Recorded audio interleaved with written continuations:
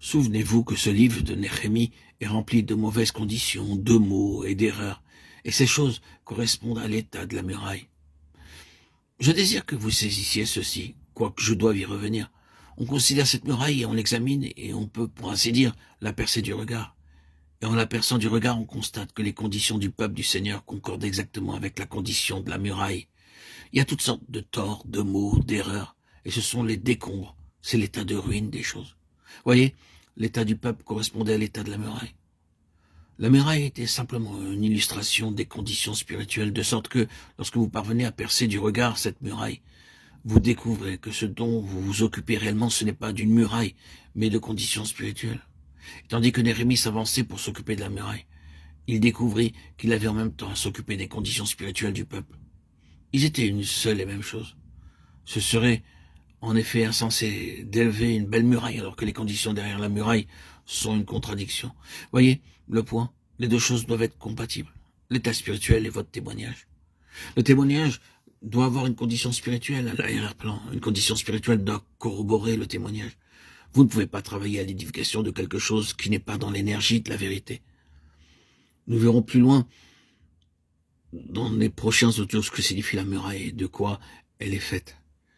Mais pour le moment présent, que le Seigneur nous introduise dans sa propre vision, sa propre intention, et qu'il nous stimule par la même énergie que celle qui a pris possession de son serviteur Néhémie et son serviteur Paul et bien d'autres, qu'il a utilisé pour recouvrer quelque chose de plus du témoignage de son Fils.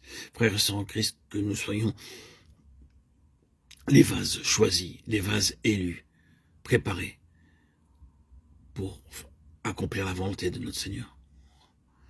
Aujourd'hui, nous sommes occupés par ce que représente une partie d'une déclaration faite par Néhémie lorsqu'étant subtilement invité par ses ennemis à venir les rencontrer en quelques endroits, l'écart en vue de le prendre au piège. Il dit « J'ai un grand ouvrage à exécuter et je ne puis descendre ». J'abrège cette déclaration et la réduis à un grand ouvrage, car ce livre de Néhémie expose en type, par une illustration historique, le grand ouvrage de Dieu. Comme nous l'avons vu juste au commencement du livre de Néhémie, Néhémie dit qu'il ne révéla à personne ce que Dieu avait mis dans son cœur de faire. Plus tard, il le révéla. Mais ce grand ouvrage auquel il fait allusion était quelque chose que Dieu avait déposé sur son cœur. Avant que nous avancions sur cette question de la reconstruction de la muraille du témoignage,